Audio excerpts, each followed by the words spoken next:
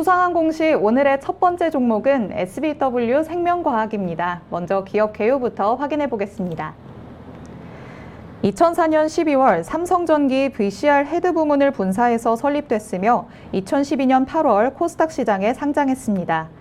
주 사업은 카메라 모듈 광학 필터 및 모터용 홀 센서의 제조 및 판매인데요. 설립 초창기부터 개발해온 광학 부품을 주력으로 카메라 모듈 업체들에게 제품을 납품하고 있으며 카메라 모듈 조립 사업을 추가로 영위하고 있습니다. 주요 제품으로는 IR 필터, 블루 필터, 핀 필터 및 홀 센서 등이 있으며 광학 필터는 삼성전자와 삼성전기, 파워로직스 등에 공급하고 홀 센서는 미츠미, 델타 등에 납품하고 있습니다. 매출 포지션은 광학 필터 부문 74.1%, 홀 센서 외 25.9%로 구분됩니다. 최근 실적 살펴보겠습니다. 2021년 연결 기준 매출액 514억 원, 영업 손실 29억 원, 당기 순손실 271억 원을 기록했는데요. 매출액은 전년 동기 대비 9.6% 감소했고 영업 손실을 기록하며 적자 전환했으며 당기 순손실은 1,434% 증가했습니다. 회사 측은 매출액 감소와 신규 사업 진행으로 비용이 증가했고 유형자산 손상차손 증가와 파생 상품의 평가 손실 발생으로 손실이 증가했다고 밝혔습니다. 네, 이렇게 SBW 생명과학의 기업 개요 만나보셨습니다. 대표님, 어떤 공시인가요? 네, 바로 8월 16일, 어제는 아니었습니다. 8월 16일 회사 반기보고서 제출과 파생상품 거래 손실 발생 공시가 있었는데 공시 유형에서 이 부분 굉장히 좀 궁금해하시는 것 같아서 먼저 이 공시를 보고 실적 공시 이어서 보도록 하겠습니다. 파생상품 거래 손실의 발생입니다. 자, 공시 타이틀을 보면 회사가 무슨 투자 상품에 투자를 했다가 대규모 손실이 좀 발생된 것처럼 보여지는 공시죠. 자, 이 부분이 아니라 엄밀히 말하면 하단 내용 좀 이어서 좀 설명드리면서 좀 말씀드릴게요. 파생상품 거래계약의 종류와 내용은요. 제5회차 전환사채의 평가 손실이 발생됐다. 전체 평가 손실액은요 60억 원 규모입니다. 회사 자기 자본의 13.4%에 해당되는 수치인데 손실의 발생 주요 원인은요. 본 파생상품 거래 손실은 5회차 전환사채를 사채 만기 이전에 약정된 매도 청구할 수 있는 권리, 콜옵션 등의 전환사채 최초 발행 시점에 별도의 파생상품으로 보아 공정가치로 계산됐고 보고기간 말 현재 공정가치로 재측정됨에 따라서 발생한 금액이다.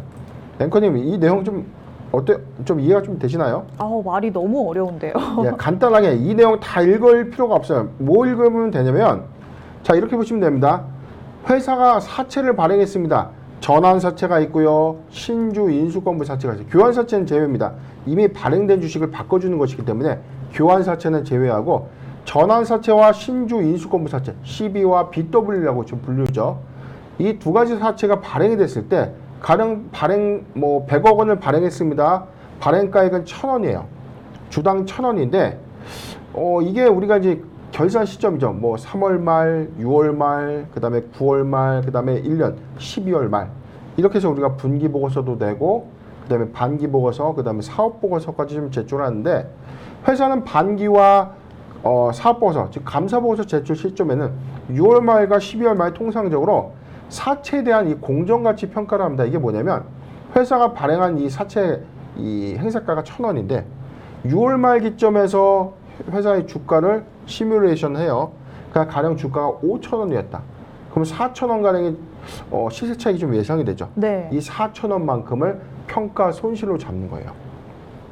그래서 100억을 단순하게 1,000원으로 나눈 그 주식수의 이 주가의 어떤 상승폭만큼을 곱하기 주식수를 해서 이 반영된 수치인데 여기서 좀 나온 이 금액이 60억 정도인데 지금 전환사채 내용 좀 보도록 할까요?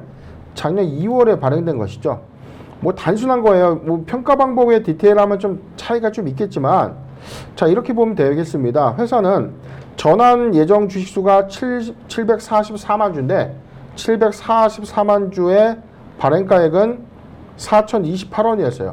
그런데 평가 시점에 주가가 더 높았다는 것이죠. 그 높아진 금액의 차익만큼 곱하기 전환 예정 주식수를 대략 환산해 보니 60억 원의 손실이 발생됐다. 그런데 이게 회사가 잘못해서 발생된 손실이 아닌 겁니다. 콜옵션이 있고 그 다음에 리픽싱 조항이 있을 경우에는 옵션의 거래다. 옵션의 상품 성격이다라고 국제 회계 기준은 이를 규정하고 있기 때문에 국제법이 이러니까 니네 이렇게 계산해야 돼라고 해서 그냥 60억 원에 없는 손실을 그냥 잡아놓는 거예요. 근데 실제 손실은 아니죠. 회사의 어떤 돈이 빠져나가고 회사의 어떤 생산활동과 전혀 관련이 없는 손실입니다. 즉 이거는요, 사채를 갚아버리면 없어지는 부채입니다. 갚거나 주식으로 전환할 경우에 소멸이 되고, 반대로 회사가 발행한 이 사채 금액 1,000원에 발행됐는데 평가 시점에 오히려 주가가 더 빠졌으면 어떻게 됩니까? 평가 이익을 잡혀요. 말이 안 되지 않습니까? 네. 회사가 열심히 사업자 돼가지고 이익을 낸 것도 아닌데 파생 상품 평가 이익으로도 환산이 되는, 다소 아이러니한 이 규정이 투자자들의 혼선을 충분히 좀 가져오기 때문에 저는 이 공시가 저는 이 공시는 좀 수정을 좀 해야 되지 않겠는가. 왜냐하면 이해도 관점에선 투자자 입장에서 60억 원의 손실이 발생됐으니까 빨리 팔아야지 네. 라고 오판을 할 수가 있는 것이기 때문에 이 부분에 대해서는 어떤 제도적 가이드라인이 좀 필요하지 않나 판단해보는 공시입니다. 네, 지금 시청하고 계시는 분들이 이해를 정말 잘 하신 것 같습니다. 진짜 손실은 아니네요. 장부상 손실인가 봐요. 얘기를 해주셨는데요. 실질적 손실은 아니라고 하니 이 점은 꼭 참고하셨으면 좋겠습니다. 그리고 다른 공시가 하나 더 있었죠. 네, 반기보고서 내용 좀 보면 2분기 실적 기조 내용 보도록 하겠습니다. 회사 2분기 연결 기준 매출액 278억을 좀 기록하면서 전년 동기죠. 지난해 2분기 대비 전년 누적 대비 지난 2분기 누적 대비 소폭 증가됐습니다. 영업이익은요 12억을 좀 기록하면서 흑자 전환했고, 당기 손실은 85억을 좀 기록하면서 오히려 전년 동기 대비 손실액은 좀 커졌다. 그런데 여기는 공정가치평가액이 아까 60억 정도가 있었지 않습니까? 네. 환산을 해보면 실제 손실액은 한 25억 정도 좀 추산되기 때문에 전년 동기 대비 손실의 폭은 좀 소폭 감소했다라고 좀 보여지는 공시입니다. 코로나19와 또 우크라이나발 원자재 공급 대란에도 상반기 영업이익은 흑자를 기록을 했습니다. 이렇게 어떻게 보면 호실적이라고 할 수 있을 텐데요. 호실적을 내게 된 배경은 어떤 건가요? 네, 제가 항상 최근에 보고서죠. 이게 이제 반기 보고서가 좀 나왔기 때문에 항상 제가 이 시간만 되면 말씀드렸던 2번과 4번 우리는 기억을 하셔야 됩니다. 2번, 4번은 좀 보셔야 되는데, 회사 주요 제품입니다. 광학 필터, IR 필터, 블루 필터, 그리고 필름 필터라고 좀 불리우는 광학 필터와 홀 센서입니다. 가정용 홀 센서, 그리고 광학식 손떨림 보정 장치 센서. 이게 카메라의 어떤 우리가 좀 카메라를 좀 찍을 때 손이 좀 떨리는 현상이 있죠. 네. 그래서 요즘은 이 자치적인 어떤 떨림 보정 기능이 좀 탑재된다. 이 카메라 모듈 안에 들어가는 이 기기다라고 좀 보시면 되는데, 전체 매출 비중 안에서는 회사가 이 중국 법인을 통해서 파워로직스, 나무가 등에 좀 납품하고 있고요. 베트남 법인을 통해서 삼성전기와 나무가에 좀 납품을 하고 있는데, 매출 포지션 이용을 보도록 하죠. 회사는 광학 필터 매출 비중이 74.09포인트, 그리고 홀 센서 비중이 25.9포인트인데 점진적으로 이 광학 필터의 매출 비중이 좀 증가됐다. 그런데 홀 센서 비용은 감소된 수치를 좀 보여주고 있다. 자, 이 요인은 뭐냐면 홀 센서에서는 실적이 다소 악화됐지만 이 광학 필터 부분의 매출 호조로 인해서 영업 수익성이 좀 개선된 것이 아닌가 좀 판단을 해봅니다. 시간이 되시면 내가 보유하고 있는 회사의 주요 사업 부분 한 번씩 보고요. 제품에 대한 설명들, 그리고 회사의 어떤 영위하고 있는 사업군들을 한 번쯤 좀 관심을 좀 갖는다면, 내가 투자한 회사의 어떤 매출 비중이 어떻게 바뀌고 있고 이 비중이 증가되고 있다는 것은 긍정적인 지표 안에서 또는 성장성 측면에서 우리가 예측할 수 있는 어떤 이 투자 판단 요소이기 때문에 2번과 4번은 항상 잘 체크를 하면 좀 좋을 것 같아요. 지금 손익 관점에서는 지금 영업이익 달성을 하면서 수익성을 좀 개선을 했지만 아직 전반적인 큰 폭의 매출 실적을 좀 유도한 것은 아니다. 매출 신장 효과가 좀 크진 않기 때문에 수익성 제고 관점에서는 그래도 고정비 내지는 뭐 내부적인 비용의 어떤 내실을 좀 잘 가져간 효과가 아니었나 판단을 해봤습니다. 네, 매출 포지션을 보시면 광학 필터 부분이 홀 센서에 비해서 훨씬 높은 비중을 차지하고 있습니다. 이렇게 높은 비중을 차지하고 있는 광학 필터 부문에서 더 많은 이익이 나오기 때문에 그래서 수익성 개선이 이루어질 수 있었다라고 말씀을 해주셨습니다. 그리고 SBW 생명과학 이름만 들으면 생소하다라고 하시는 분들 굉장히 많으실 텐데요. 지난 3월에 나노스에서 현재 사명으로 변경을 했습니다. 쌍방울이 2016년에 인수를 해서 현재는 쌍방울의 자회사인 기업인데요. 쌍방울이 지금 시끌시끌합니다. 전현직 회장에게 체포영장이 발부됐다는 뉴스 기사가 계속해서 나오고 있는 상황이죠. 이 부분은 어떤 내용인가요? 네, 저희 기업공시연구소방에서 회원분들이 좀 문의해 주셨던 내용이었는데 SBW 생명과학을 좀 보유하고 있는데 파생상품 거래 손실 때문에 하한가를 갔습니다. 이거 어떻게 해야 됩니까? 라고 좀 문의를 좀 주신 적이 있었죠. 근데 정확하게는 회사가 파생상품 거래 손실에 대한 이 요인은 주가의 악재도 호재도 아닙니다. 주가에 어떤 영향도 없어요. 이게 투자자 관점에서 굉장히 리스크적인 어떤 수반하는 효과는 아니다. 그런데 가령 파생상품 거래 손실액이 너무 커서 자본 잠식을 좀 가져간 케이스가 있었어요. 그래서 관리 종목에 좀 지정됐던 회사들은 관리 종목 리스크가 좀 부각된 사례는 좀 있었지만 단순하게 파생상품 거래 손실이 있다고 해서 이게 회사의 뭐 악재로 좀 작용한다. 자, 이 부분은 너무나 예민하게 좀 해석을 한 것이다. 그런데 2분기 실적 기조에서 영업이익을 달성했고 오히려 실적도 흑자 전환을 좀 이끌어냈는데 어떤 이유 때문에 주가가 하한가 같고 최근 3거래 연속 주가가 좀 하락하는지 굉장히 좀 답답하셨을 텐데 이유는 하나입니다. 쌍방울 그룹발 이 악재가 좀 터졌죠. 지금 내용이 뭐냐면 지금 쌍방울의 과거 이 전 회장 김모 회장이 어떤 주가 조작 관련된 수사를 좀 받았었고 관련돼서 당시 수사 검사들이 현재 이 쌍방울 그룹의 주요 요직안에서 사회이사직으로 좀 재직하고 있다. 자, 이런 우려감들이 수사의 어떤 공식적인 어떤 수사 그리고 체포영장이 좀 발부됐다, 인터폴로 좀 수배가 됐다 이런 내용들이 좀 기사가 되다 보니까 그룹사 전반적인 어떤 악재로 좀 작용한 것입니다.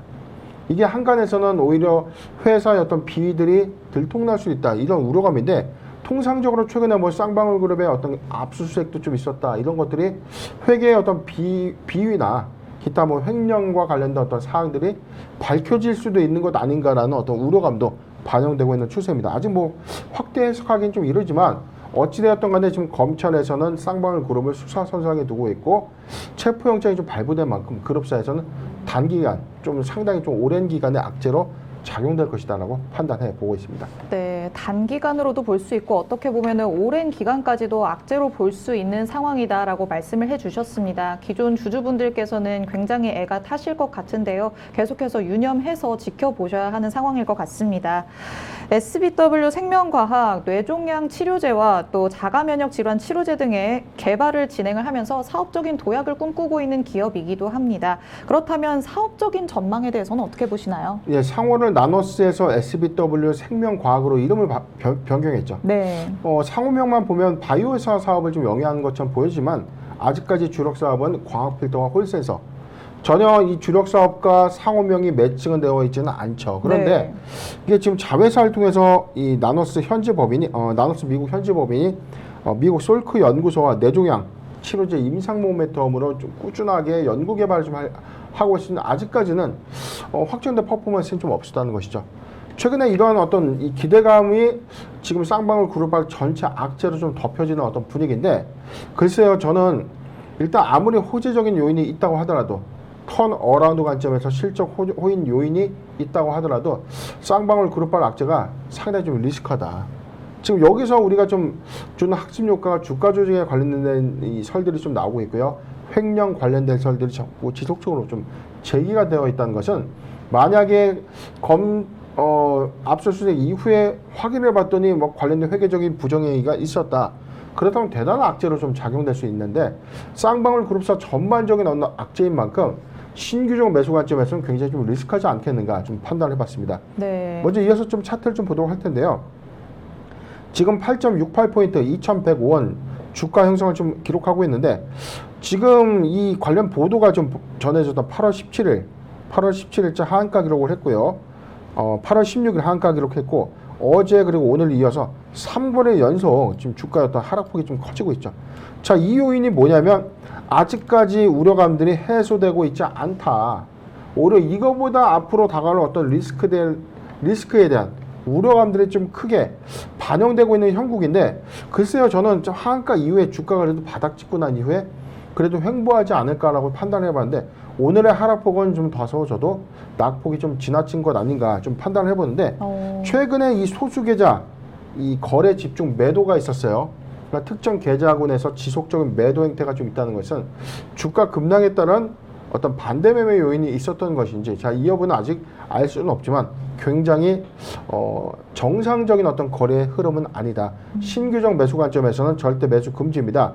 보유자 관점에서 추세 대응이 좀 굉장히 좀 안타까운 구간이었는데 3,100원이 추세 대응의 구간이었어요. 3,100원이 이탈됐다면 일단 좀 자르고 봤어야 되는데 지금 악재발 이슈 오히려 하락폭을 좀 더 키워갈 수 있는 요인은 맞지만 일단은 뭐 지금 자르는 건 좀 의미가 없다. 지금 손절의 의미가 없는 구간이기 때문에 그 이후에 모멘텀 부분도 참 제가 이게 방송을 하면서도 좀 느끼지만 자, 예측이 좀 불가능하다. 이런 종목들의 경우에는 하락폭의 어떤 하단 구간 예측이 좀 불가하다는 점 참고하셨으면 좋겠습니다. 네, SBW 생명과학 차트까지 확인을 해보셨습니다. 사업적 전망이 좋다고 하더라도 지금은 쌍방울그룹발 악재에 대한 리스크가 굉장히 큰 상황입니다. 주가도 지금 계속해서 하락을 하는 모습을 보이고 있는데요. 신규적 관점에서는 매수 금지다라고 말씀을 해주셨고요. 보유자 관점에서는 3,100원이 추세 이탈 라인이었지만 지금은 이탈을 해 있는 상황입니다. 그렇기 때문에 지금은 손절의 의미가 없어서 계속해서 그냥 지켜보는 것밖에 방법이 없을 것 같다. 이런 의견을 주셨으니까요. 조금 더 힘내고 지켜보시면 좋겠습니다. 이렇게 첫 번째 종목이었던 SBW 생명과학 만나봤습니다. 이어서 살펴볼 수상한 공시, 오늘의 두 번째 종목은 비덴트입니다. 먼저 기업 개요부터 확인해 보겠습니다. 2002년 3월에 설립돼서 2011년 12월 코스닥 시장에 상장했습니다. 주 사업은 HD 디지털 방송용 디스플레이의 개발, 제조 및 판매인데요. 창사 이래 디지털 방송과 전문가용 비디오 장비를 공급하며 TV로직 아메리카와 넥스토DI 두 개 회사를 연결 대상 종속 회사로 보유하고 있습니다. 2017년 2월 빗썸 코리아 지분 10.2%를 취득했고 3월 빗썸 홀딩스 지분 34.2%를 취득했는데요. 1분기 보고서 기준 자산가액은 빗썸 코리아 1,460억 원, 빗썸 홀딩스 3,664억 원을 기록했습니다. 최근 실적 확인해 보겠습니다. 2021년 개별 기준 매출액 176억 원, 영업이익 7억 7천만 원, 당기순이익 2,242억 원을 기록했는데요.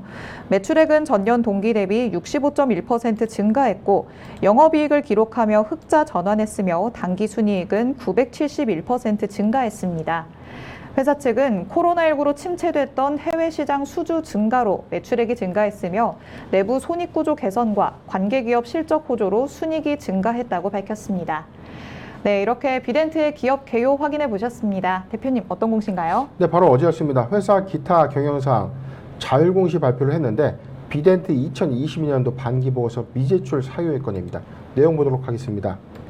정정신고 관련된 내용이기 때문에 본문부터 보도록 하죠. 기타 경영사항입니다. 회사의 어떤 이 특정한 사항에 대해서 자율적인 공시를 하게 되는 것인데 투자자 보호 차원에서의 공시다라고 좀 이해를 하시면 되겠습니다. 제목입니다. 비덴트 2022년도 반기 보고서의 미제출 사유의 건입니다.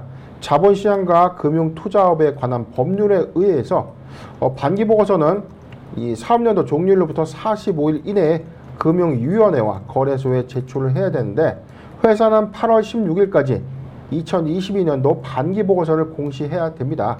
그런데 외부감사에는 반기 검토 중에 기초자료의 변동사항을 인지하였고 회사는 관련 자료를 준비하기 위해서 기한의 연장을 요청하였으며 현재 감사인의 검토가 진행 중에 있고 반기 보고서의 제출이 지연되었습니다. 자, 그렇기 때문에 8월 16일까지 제출하지 못하는 상황이 발생했다. 회사는 외부 감사인으로부터 반기 검토 보고서를 수령하는 즉시 반기 보고서 및 검토 보고서를 공시하겠다라고 밝히는 공시인데 법적인 사항이죠. 정기 보고서는 법에 의해서 금융위원회와 한국거래소에 동시에 신고가 되는 것입니다. 이게 뭐냐면 12월 말 결산법인의 1월부터 3월은 1분기죠. 1분기 종료일 45일이면 언제죠? 5월 15일. 5월 15일까지 1분기 보고서 제출하고요. 6월 30일까지는 2분기입니다. 그렇다면 8월 15일이 45일이 되는 날인데 8월 15일 뭐죠? 광복절이죠. 네. 그래서 8월 14일까지 제출을 했어야 됩니다. 그런데 이번에는 8월 14일이 또 토요일입니다. 그러다 보니까 제출 예정일이 8월 16일로 좀 바뀌게 된 것인데 8월 16일 날 이 회사는 반기 보고서를 내지 못했다. 법적인 어떤 제출 기간을 준수하지 못해서 관리 종목 지정 사유에 해당된 것입니다. 그런데 이 부분은 우리가 좀 해석하기 좀 다릅니다. 반기 검토 보고서의 의견 거절이라든가 검토 범위 한정 이런 의견이 없었고 아예 보고서 자체가 좀 안 나온 상태죠. 네. 이 사유에 대해서는 기초자료의 변동사항, 즉 2021년도에 어떤 기초 재무제표 어떤 수정사항이 발생됐다.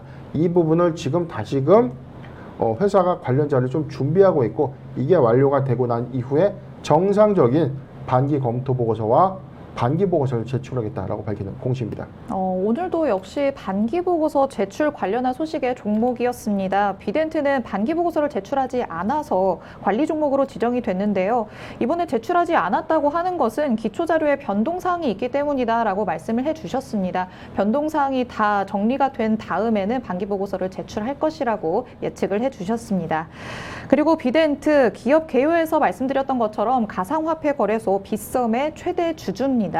지난달에는 미국의 가상화폐 거래소인 FTX에서 빗썸 매각을 추진 중이라는 소식에 주가가 급등하기도 했었는데요. 이 소식에 대해서는 조회 공시 요구에 미확정 답변이 나왔죠. 네, 회사가 뭐 답변을 좀 했죠. 지금 이 탑업인 빗썸 코리아 그리고 빗썸 홀딩스의 출자증권을 처분하는 게 사실입니까? 자, 이에 대해서 회사가 미확정. 우리 지금 검토 중이다. 사실무근이 아닙니다. 확정된 사항은 아니지만 검토를 하고 있는 단계죠. 내용 보도록 하겠습니다. 미국의 가상화폐 거래소 FTX가 한국의 코인 거래소 빗썸 인수를 추진 중이다라는 이 미국의 블룸버그 그리고 국내 언론 보도와 관련돼서 FTX와 빗썸 코리아 그리고 빗썸 홀딩스의 출자증권의 처분을 위한 접촉 및 관련 협의를 한 사실이 있다. 만난 사실이 있다는 거죠. FTX 측과 이 출자증권 처분과 관련된 협의를 한 것은 있다. 그런데 이는 진행 중인 사안으로 현재 시점에서 매각 조건이나 일정, 구체적인 내용은 정해진 바가 없다. 그래서 구체적인 내용을 언급할 수 있는 단계가 아니다. 회사는 공동 매각 또는 우선 매수권 행사를 통해서 인수 또는 공동 경영의 모든 가능성을 두고 검토 중에 있다. FTX 이 미국의 FTX와 공동 경영이나 우선 매수권 행사를 통해서 여러 루트에 대한 어떤 사업적 이 시너지를 검토하고 있다라고 좀 해석됩니다. 본건과 관련돼서 1개월 이내에 추후 처분에 관한 구체적인 확정 사실이 있다면 제공시하겠다라고 좀 여지를 좀 남겼는데 미국 최대 이 코인 거래소 FTX의 빗썸 인수 추진이 단기 모멘텀으로 좀 작용됐어요. 그런데 이게 공식적으로는 좀 회사가 부인하진 않았죠. 네. 협의를 하고 있지만 아직 확정된 사항들은 없고 구체적인 뭐 진행 사항들에 대해서는 전혀 논의된 바가 없기 때문에 이야기해 줄 게 없다. 자, 이게 팩트입니다. 그래서 지금 제공시 기간이 7월 26일 지금 8월 26일로 좀 추산이 좀 되거든요. 8월 25일이네요. 8월 25일에 제공시를 통해서 그동안 진척사항이 좀 만약에 있다면 제공시를 통해서 또는 확정 공시가 좀 나올 가능성이 있는데 아직까지 소식이 좀 없다. 자, 이 부분에 대해서는 오히려 미확정 공시, 협의 중인 어떤 디테일한 어떤 사항들도 좀 예상이 된다라고 판단되는 공시입니다. 네. 지금 종합을 좀 해보면 지금 FTX발 인수 빗썸의 어떤 인수 타진 보도가 좀 나오고 나서 지금 비덴트 입장에서는 인수 추진과 관련된 협의가 있고 또는 이 공동 경영에 관련된 협의가 있는 것은 맞지만 구체적인 어떤 시점이 단기에 좀 결정될 수 있는 요인은 아닐 것이다라고 전망되고 있습니다. 네, 조회 공시 요구의 답변이 사실 무근이 아닌 미확정으로 나왔습니다. 그렇기 때문에 그래도 기대감을 가지는 분들이 굉장히 많으실 것 같거든요. 이 FTX가 인수를 최종적으로 결정을 하게 된다면 빗썸의 매각이 비덴트에게는 어떤 영향을 미치게 되는 건가요? 일단 뭐 빗썸 매각 이후에는 비덴트 입장에서는 오히려 출자 증권의 어떤 처분에 따라서 막대한 투자 차익이 좀 예상될 수 있는 요인이죠. 최대 주주의 지위를 상실할 것인가 또는 공동 경영 형태에서 사업적 시너지를 낼 것인가. 공동 경영 형태에서의 어떤 외형 가치를 좀 더 크게 극대화한다면 비덴트 입장에서는 보유 지분 가치의 어떤 이 확대로 인해서 비덴트 외형 가치가 달라질 수 있는 효과가 있고요.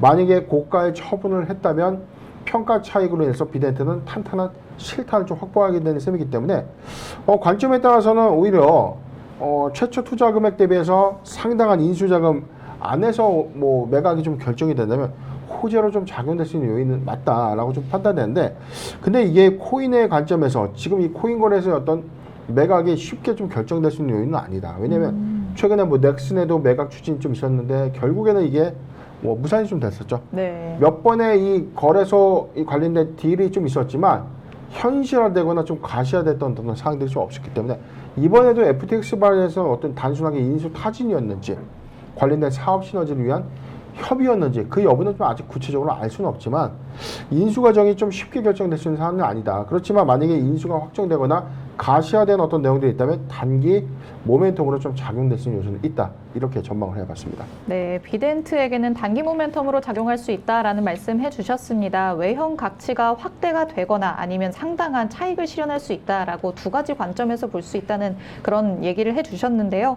그렇다면 우리 투자자분들은 앞으로 투자 전략을 어떻게 세우는지가 가장 관심이 가는 부분이겠죠. 저희는 어떤 전략을 세우는 게 좋을까요? 네, 2021년도 11월 주가, 12월 초 주가 대비해서는 뭐 이 비트코인 관련된 빗썸 인수 관련된 모멘텀 부각되면서 사실상 주가 급등 요인을 좀 가져왔는데 이후에 상승폭을 좀 반납했습니다. 최근에 주가의 현국 흐름을 좀 보면 최근에 낙폭 부분이 요거죠. 이 부분인데 최근 거래 하락폭. 이유가 감사 보고서의 의견 거절은 아니다.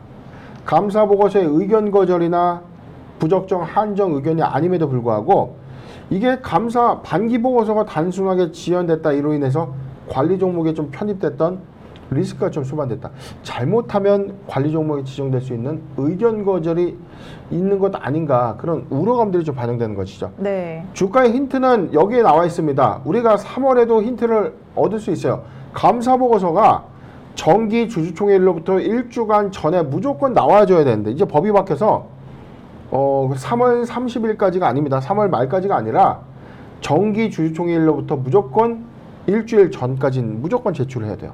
상장법인, 12월 결산법인은 회사의 주주총회일로부터 일주일 전에 무조건 사업보고서랑 감사보고서가 나와야 되기 때문에 감사보고서가 제때 나오지 못한다? 이 부분은 지연제출이라는 표현이 되죠. 지연제출이라는 것은 감사 의견에 리스크함이 있다, 문제가 있다라고 좀 해석될 수 있기 때문에 거의 이런 경우에 8, 90%가 최종적으로 감사 의견에 거절을 받은 사례가 좀 있었기 때문에 비덴트의 경우에도 이런 우려감들이 좀 반영되고 있는데 네. 글쎄요, 너무 이게 걱정하거나 속단할 수 있는 요인은 아니지만 기초 범위의 어떤 이 감사 데이터에 어떤 이 부재가 좀 있었는지 아니면 중대한 회계 이슈가 부각됐는지 이 여부는 반기 보고서를 좀 알 수 있어야 된다. 근데 이거는 뭐 회사 관계자가 아닌 이상 제가 판단할 수 있는 요인은 없기 때문에 지금 뭐 1분기 보고서 기조 안에서는 큰 뭐 회계 장비 어떤 이상 여부가 좀 저는 체크되지는 않았거든요. 네. 그렇기 때문에 단순한 어떤 이 감사의 형식적 절차의 지연 때문에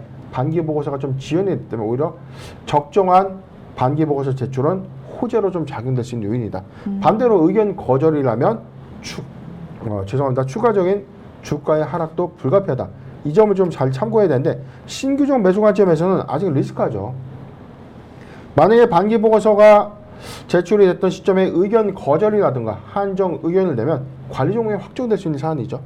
그리고 내년 감사까지 그 리스크를 가져가는 이 형국이기 때문에 신규종 매수 관점에서는 다소 리스크하다. 보유자 관점에서 영역은 지금 추세 이탈 구간이에요. 지금 9,600원도 좀 이탈됐기 때문에 다소 하반 경직성을 좀 가져갈 수 있는 구간은 좀 맞지만 지금 최근 어떤 주가의 흐름들을 좀 예측해 봤을 때는 이게 감사 리스크에 대한 어떤 공포감이 시장에 크게 반영되지는 않았다.